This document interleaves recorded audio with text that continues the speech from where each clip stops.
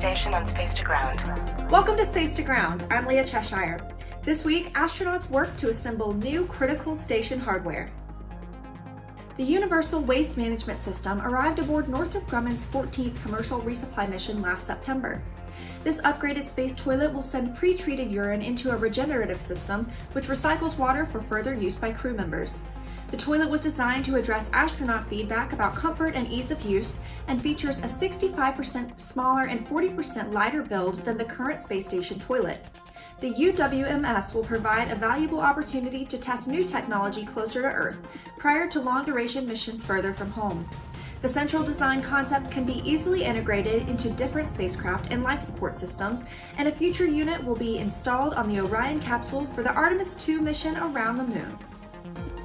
Roscosmos cosmonauts are gearing up for a spacewalk ahead of a new cargo mission. On June 2nd, Expedition 65 mission specialists Oleg Novitsky and Pyotr Dubrov will exit the space station to prepare the Pirs module for its departure later this year.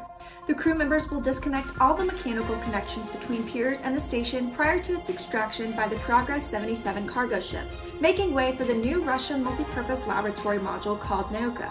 The undocking of Pirs is scheduled around 2 days after Nauka is launched. You can watch the spacewalk live on NASA TV, the agency's website, and the NASA app.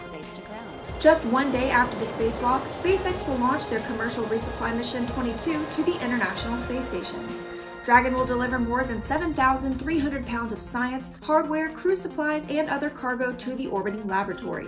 Scheduled to autonomously dock on June 5th, the spacecraft will also bring the first 2 new solar arrays to be installed during future spacewalks this summer. This week's question comes from Bobby and Sydney in Miss Revolada's class in Kings Park, New York. They want to know what the temperature is outside the space station. The temperature in low Earth orbit can range widely based on whether or not the space station is in direct sunlight.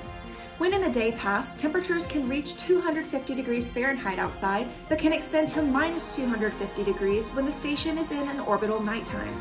To regulate their temperature on spacewalks, astronauts have the ability to change the temperature of water running through the cooling garment of their suits, keeping them comfortable and protecting them from the harsh environment of space. Keep sending in your questions using the hashtag AskNASA. We'll see you next week.